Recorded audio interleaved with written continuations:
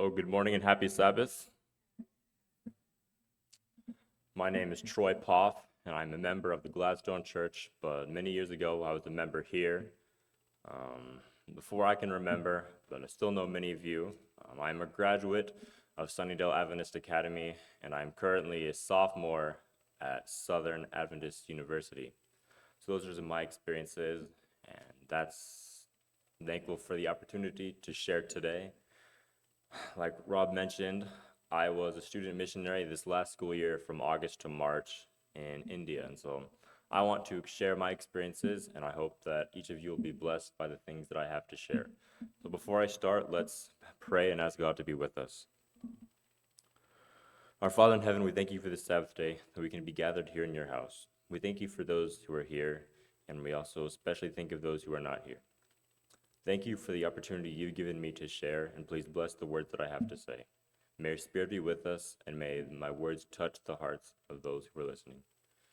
Thank you for your love and the many things you do. In Jesus' name I pray, amen. These are my answering the call to serve, my experiences in India. A little bit of background information. I was serving in the state of West Bengal. On the map on the left, you can see highlighted in orange the state of West Bengal. It's as far, you see there on the map, the country of India, you see highlighted in the lighter gray. You see the main part, and then you see the northeast part that's east of Bangladesh. I was in the main part of India, as far east as you can go, with still being west of Bangladesh. That West Bengal is another way of saying West Bangladesh, and so that is where I was serving, and the background information for that. Another thing I forgot to mention, this is a report or a sermon, whatever you want to say, testimony, but I don't want this just to be me talking. I would like to answer questions that you have about it. So if you ever have any questions, please stop me and ask me, and I will be happy to answer your questions so that we can go through this together. The state of West Bengal, and then on the other map, you see highlighted in green, that's the Sundarban Islands split between India and Bangladesh. And there's an island chain. There's a school there. That's where I was. Sunnydale played a large role in building that school. And so they have gone on many trips to that school for short-term evangelism. And then I just had the opportunity to go there for a longer period of time.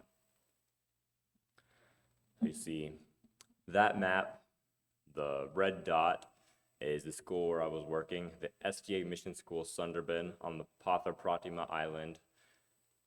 So you fly into Kolkata. Kolkata is the capital of West Bengal, the largest city in the state, and it's pretty much due south of Kolkata.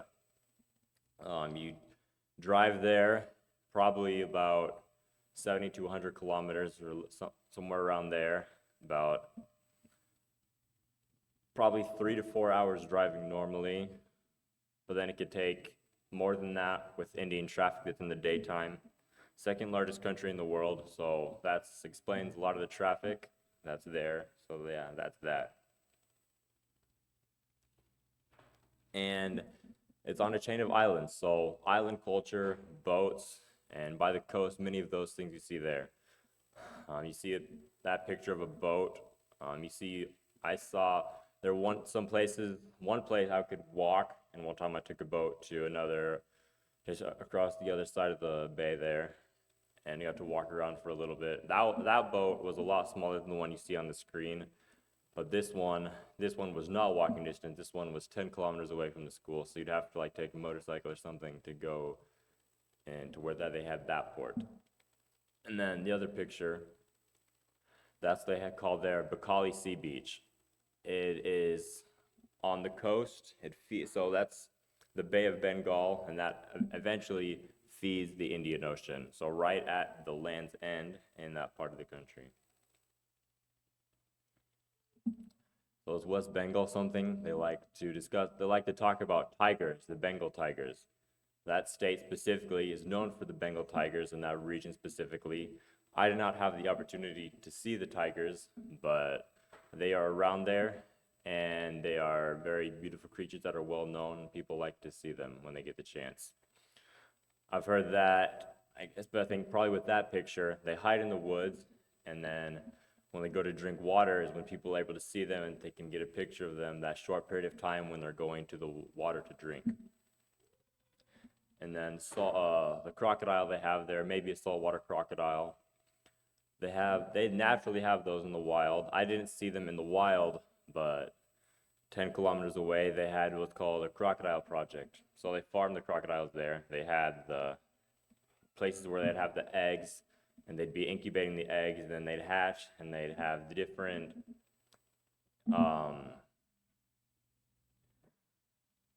containment, whatever you'd put them, starting from the small ones all the way up to the adults.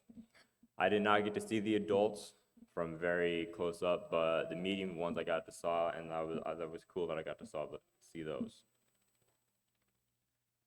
So around there, you see a lot of rice fields, paddy fields, and a lot of ponds. In the Hindu religion, especially in that part of India, they believe that the highest place you can be is to have access to a paddy field and a pond. That's because a staple in that state is fish and rice, and so they all aspire to have a field and a pond. So you see that field just across the wall from where the school was, and there actually was a pond at the school where we could get fish. So sometimes people would go to the school and they would go and get the fish and sell them for the school. So you see there some of the students with the fish and some of the other things that were in the water. And I'm not totally, probably sunfish, maybe some smallmouth bass. I'm not totally, I wasn't sure. Maybe they did have the smaller ones, so maybe they were sardines, I'm not sure. And they like to eat fish, even the Adventists who worked at the school. I don't eat meat, so I didn't eat those, but I just wanted to show the picture of that just to show how much they like fish, especially on special occasions, New Year's Day like that. And then those are the three main buildings at the school or on the campus. One at the top is the main school building or administrative building, and then at the top, the couple rows that you see at the top is where they have the dormitory or the hostel. One side is the boys, one side is the girls, and then some staff, some of the teachers live on top of that. That's that building. And then the bottom left is staff residence and the chapel hall in the basement, where we'd have our Vespers, midweek worship, and then our church services and whatever else we would use it for. That's there. And then the top two floors are residences. I lived up on the top floor all the way to the left of that building. And then the cafeteria building. Most of the year, yeah, so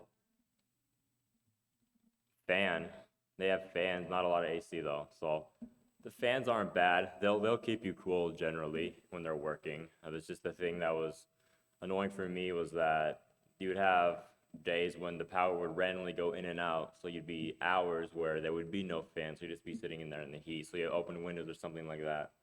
But even especially August, September, July, August, September, it's hot, and then it's still warmer in like November, December, but it does cool down a little bit, so it's a bit nicer then. Probably 80, 90 something Fahrenheit when I was there. I wasn't there in the peak of the heat season, so it didn't get as hot as it would other times. And then on the bottom right, they have the cafeteria building. So they'd go in there and eat, and then on top of there is where generally most of the girls would go and dry their clothes after they had washed them. And just an idea about the kind of conditions in the hostel that you can see there: metal bed frames, bunk beds. Some of them use top and bottom. Some of them use the trunks for one, and then they sleep on the other one. Generally, just the big rows of the metal beds. Some of them get the wooden beds, and then I don't know if you can see or not, they had very thin mattresses that they would lie on the bed and just have to roll up every time they went home. So So not great conditions there. I know, like at Sunnydale, we had 2 people to a room, and that was good. But then you're talking, 20 people living in a room. So very hard conditions where the kids were living, but at least they were able to go to the school. And then that's my room. Pretty much a bed and a table and bathroom. You see there in the bathroom a little red bucket and the blue cup. Some of the rooms had showers, mine did not. So 7.5 months, you learn to bathe with a cup. So it was an interesting experience to do that every time you want to bathe, but you get used to it, and it's just a very humbling experience. It helps you appreciate what you have. And so that's the inside of the ad building, the classrooms. That's one of the days in class 6, which was one of the main classes that I taught. They assigned me to be the class teacher of class 6. And so they were doing that. That room had a desk in it, so I was able to sit at the desk while I was teaching, but the other classroom didn't have that. So that classroom was nice. And then that's the chapel hall. You see Vespers, church services, we use that. Wooden benches, boys segregated on one side from the girls. And then speaker, whoever in the front, teachers sit in the midst of them, and that's that. And then, yeah, cafeteria. Every day they'd have their 3 meals a day. They'd have boys line up, and girls line up, and they do that. Sit separately in there too. Go through the serving deck, the little window you see all the kids getting their food. Very basic food, rice and dal, a very thin dal, not quite like the lentils we have here. And then they normally had some kind of vegetable curry, potato curry or carrot curry, something like that they would eat. And it's not much, but it's what they could afford. So that's that. And then yeah, so my average day looked like get up and do my devotions, do all that stuff, get ready for school, and then 8 o'clock we'd have an all-school assembly. So you see the students are there. They had 2 different uniforms they would wear. They had those ones, different color, different houses that they would be assigned to, and we had competition days and stuff like that. And then, yeah, 8 to 8:30, and then class would start, and then, we would go to classes. That's class 6. You see the other uniforms they would wear, all yellow with the ties. They would wear those 3 days a week, and then the other ones they would wear the other 2 days of the week. So I would teach up to 3 classes a day, between 2 and 3. English, class 6, 7, and 8, I guess you could say, 6th to 8th grade. And it would be English literature and English grammar. Try to alternate between days, which we did. It was 35-minute classes, so it was really hard to do both in one day. But depended on what we needed to do and what we needed to get done. So that's that. And then, yeah, teach classes. You see, that's class 8. They were doing a project, and so they are pictured there with their posters about the person that they reported.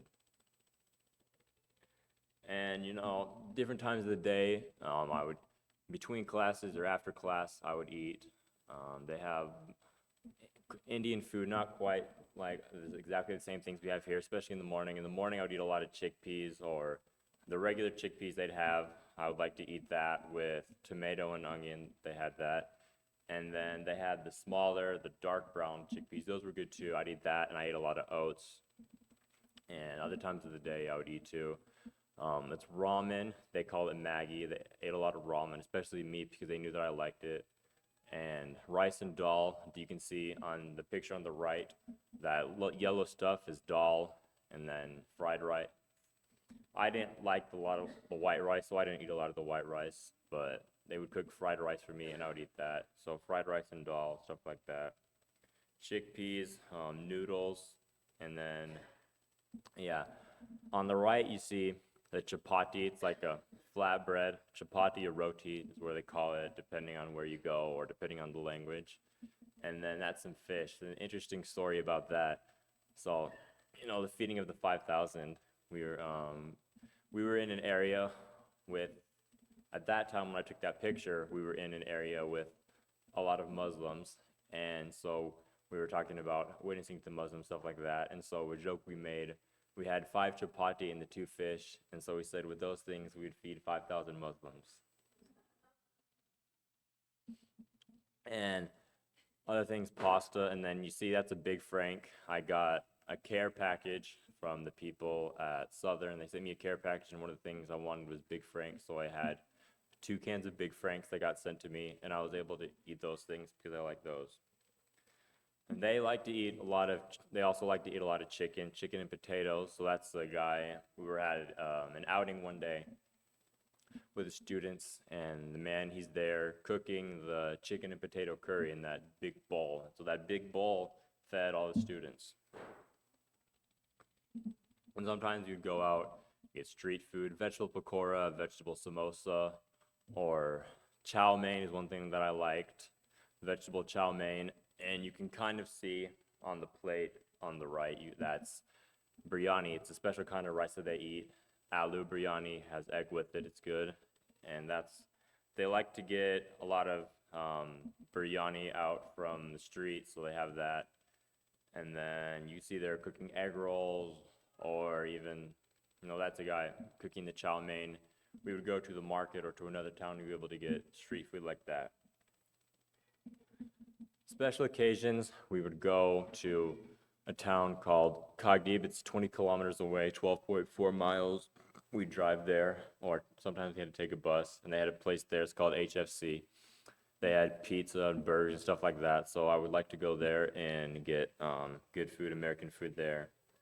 And if you go to the big cities or at like the airports, Pizza Hut, KFC, they had a potato patty like the KFC. So it was nice to be able to eat burgers and fries, pizza, stuff like that. And many of the kids at the school, they're very traditional Indian and don't eat a lot of American food or food from outside of India.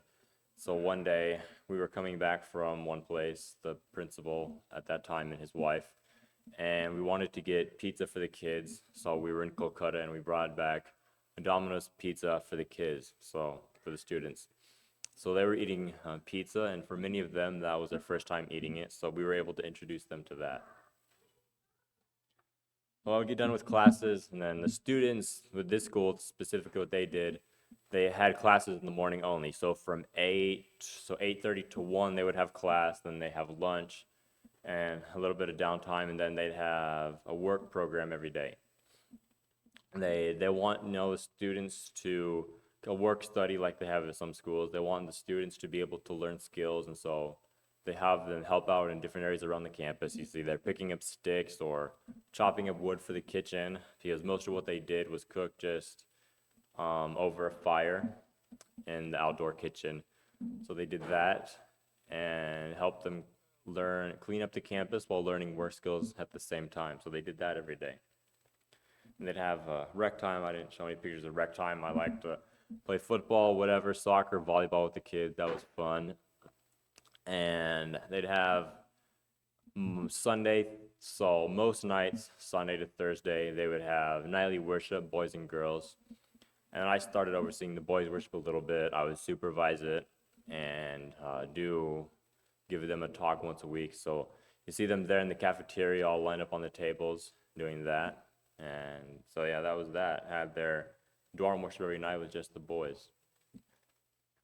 And also, yeah, I was teaching, they wanted me to teach the youth Sabbath school class. So I taught that class, and then those are some of my students in that class. And the way my visa worked, I got a 5-year multiple entry tourist visa. It's good for 5 years, but it's valid with it and for 6 months. So in a 6-month period, you have to leave the country and re-enter. So I left the country for a week and went to Nepal. The Pastor Gladstone helped me find a place to stay there. He got me a nice place to stay, so you can see Nepal, a lot of hills in the foothills of the Himalayas. That's what they have there. That's the place I was staying. It was an orphanage ran by some family members of my pastor and family members and friends of my pastor. A nice place they got to stay there. Shower, hot water, all that stuff, Wi-Fi. So it's that. One day I went to do one thing and then I got myself lost, but then I ended up walking on top of one of the little mountains they had there. So you see me there, and then he would walk out along On top of the mountain, you could see, look, the city of Benepa, which is the city where I was. Cool little place, and it was to, I think it's probably like a water tower or something like that. I wasn't totally sure, just yeah, something that was there. So you would go and yeah, look, reflect and pray, would do something on top of the mountain and see a cool view from the top of the mountain. And you can see from a distance from the place I was staying, you could see the Himalayas. That wasn't a great picture. There were a lot of clouds and it was far away. And you can kind of see that picture I thought was cool at night with Cap Peak. And then the good picture I was able to get when I was flying back to India on the plane. I took that picture, so a big area and very obvious that there's snow-capped mountains. And then yeah, I went to the church in Nepal, and they actually have a large Adventist population in that town. So that's a very well-thriving church. So it was a very good experience for me to be able to attend there. And I was able to talk to the young adult Sabbath school class, and so that was a unique experience for me there. And in India, you have, I guess you consider it's kind of a Hindu nation, very strict Hinduism in very many areas. And so even at the school, many of the students are Hindu, and you just see how prevalent the Hindu culture is. You would walk outside, walk down the road, you see that's a Hindu shrine with an idol inside. Some people, you would even go to people's houses, and they would have those at their houses. So right, they would go walk out in front of their house and worship the idol. And then many festivals, they love to party and stuff like that, different. So obviously it's a polytheistic religion, being that they worship many gods, many different meanings, rain gods, sun gods, stuff like that. And so they would have their festivals, light up the streets, and do stuff like that when they had the festivals.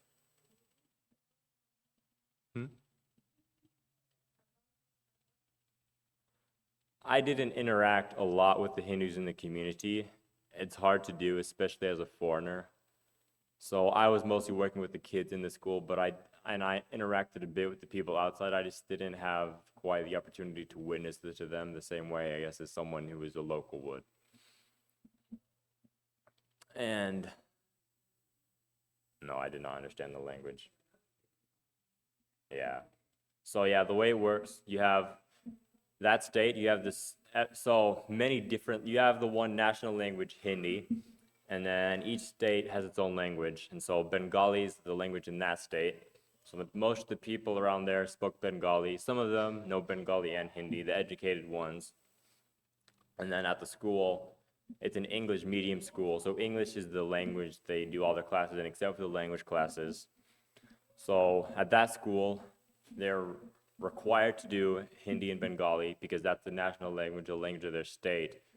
And then all the schools in India are required to do a third language, major language like English or French. And so that school, they chose English. And I think many of the schools like to do English anyway, just because they want their students to learn English.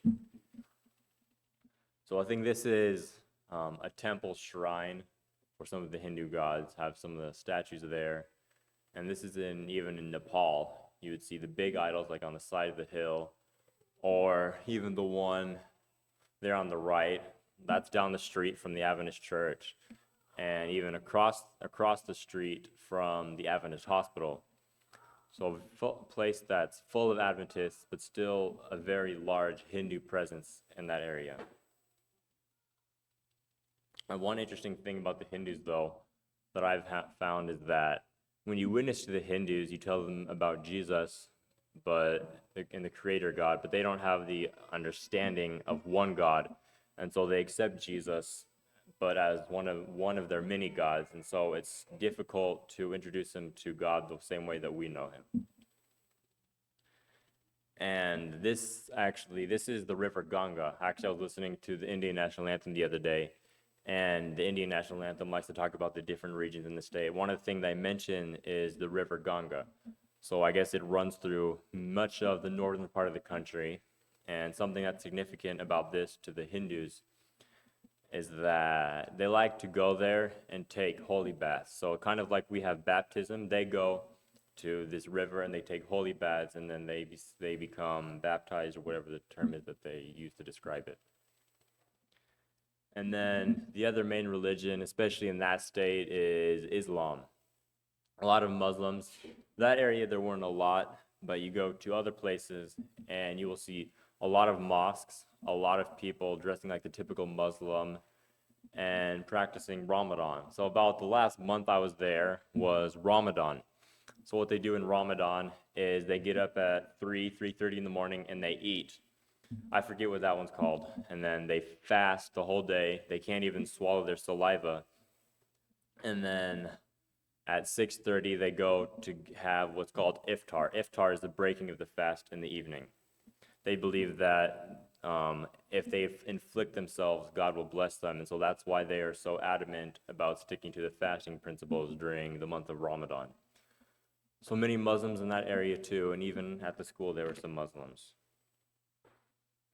And this story, the guy on my left in the blue, that was the principal of the school at the time. He comes from a Hindu background. For the first few years of his life, him and his family were Hindu before they converted to Adventism. So that he understands all the Hindu practices and the Hindu attire. And then the guy on my right, that's his house and his headdress, all that stuff. He was originally from Bangladesh, but he was persecuted in Bangladesh because he converted, or persecuted by his family at least, and so he ran away to India, and then now he lives in India and is a little able more to practice Christianity than he was in Bangladesh. And then this girl, this is a Hindu girl, or comes from a Hindu family. She came to the school, probably originally Hindu, but she's became involved, and she became Christian because of the influence that the school has had on her, and she's now even been able to influence her family to some of her family members have accepted Christ. And so you see her just speaking up in front of the students because she has been converted and wants to share her testimony. And then, Independence Day, August 15th. They were once a colony ruled by Great Britain, but they declared their independence, and so every year they have an Independence Day celebration. So I got there August 8th, then a week later, the first full week I was there, they had the Independence Day celebration. So a big thing they like to do was have a parade with marching just around the campus, and then they asked me to march with them and play the trumpet. So that was an interesting thing that I got to experience there. And more about the weather, they have two distinct seasons. They have a wet season or a cyclone season, and they have a dry season. I got there at the beginning of the August, so it was close to the end of the wet season. So it would rain every day, sometimes for hours, and then you can see how much the grass was soaked by the rain. So right now, I would say is the monsoon or the rain season, where it rains a lot and floods. And then when I left, it was the dry season. I remember I took a picture of that on like the first day I was there or something, and it was completely mud. But then closer to when I left, it was completely dry because it was the dry season to when they weren't seeing any rain. So not really 4 seasons, because it's warm year-round, sometimes hotter than other times, but they have those distinct wet season and dry season.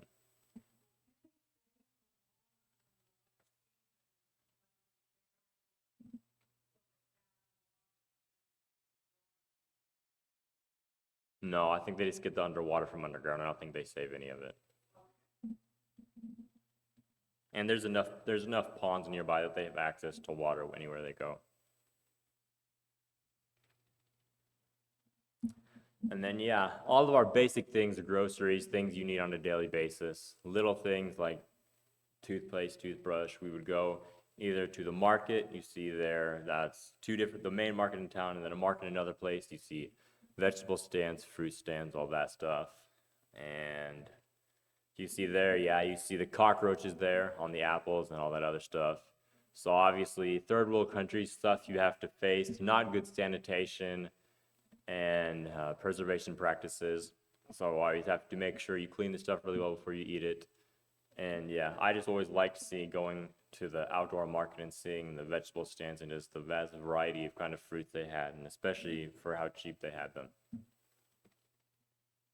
Something interesting actually, I don't think I have the picture with me today, but they would actually naturally grow bananas there. So it would look like palm trees, coconut trees, something like that with the big leaves, but they would grow bananas on the trees and you'd see the bananas growing. So that was interesting to me. Or we would have a gross that would go to the grocery mall if there to get some things we couldn't get in the market. They have, you can see their Oreos, Kit Kats, all that stuff. They have a lot of cooked food like pastas and rice, all that stuff, crackers, whatever snack food you'd get there. So that was that. That was a little less than 2 kilometers from the school. You could walk there, or most of the time we would take, I guess, auto rickshaw, tuk-tuk, whatever you want to call it. That's like the one they have there. I wanted to picture specifically of that one because you have the main part in the front where the driver sits, and then the ones around there, you have 2 seats in the back where people can sit. So like you can fit probably some probably would probably push 8 to 10 people on there to squeeze them in there. So it's like, I guess, and kind of like an electric bike or an electric tricycle, I guess you could say. And then around there you have a lot of goats and a lot of cows.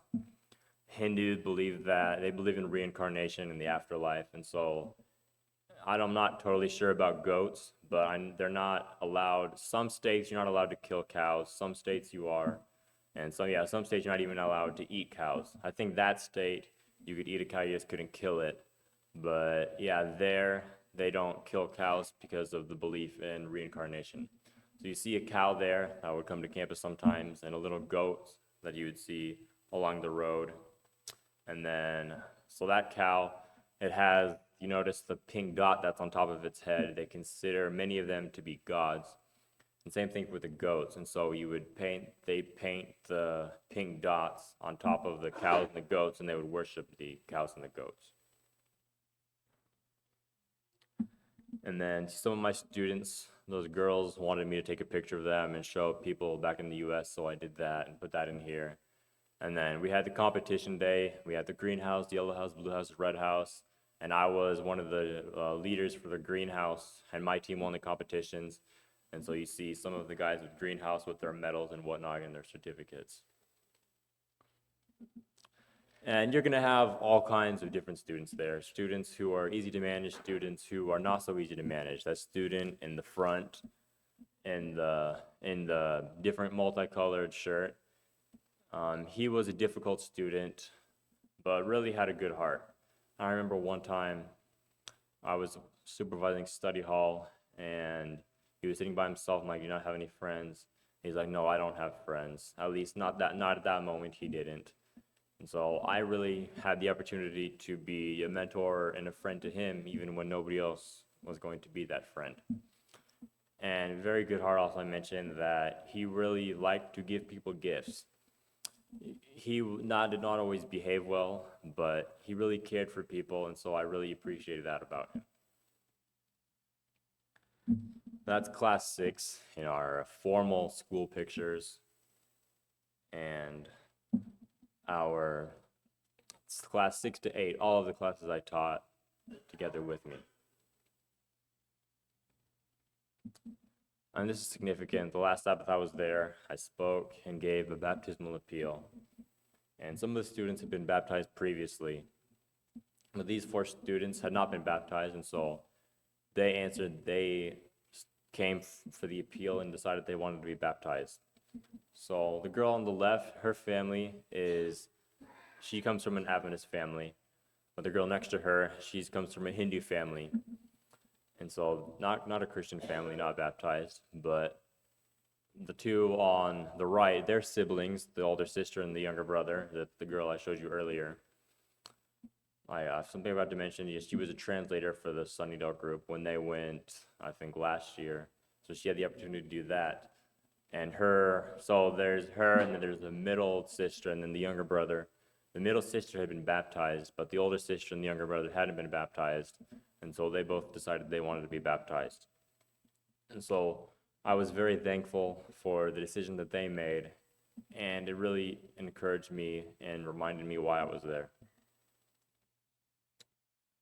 So you've learned many, many things. Some are important, some not as important as others. But this all matters to me because of the concept of service. And so I chose the verse Mark 10:45. For even the Son of Man did not come to be served, but to serve and to give his life a ransom for many. This was a very fulfilling experience and an experience I was very grateful to have, and I don't regret it at all. But it was a very difficult experience. Some of you have served in the mission field, others of you have not. Those of you that have done it know that it's not easy to do these things. And, but I remember that God wanted me there, and he made the way for me to be there. And so I was just giving my time to serve those who were not as fortunate as me. And we know Jesus promises that he's coming quickly, and he's coming to give them a reward. And so I'm glad for the opportunity that I had to go and share his light and his love with the people there. So each person that is there, I hope to see them in heaven someday, even if I don't see them on earth again. And at the same time, I hope to be an inspiration with the things I'm doing. Even if you are not my age, and even if you are and don't go to an Adventist school, if you have some kind of interest in doing something like this, please talk to me, and I will gladly be able to point you to some resources that you're able to have these experiences. But as we go walk about our daily lives, Jesus gives us a call to spread his mission, to spread his message, and to serve those who are around us. We know that he's coming very soon, and that he's going to take us home with him, and so we want all of our friends and loved ones to be there with us.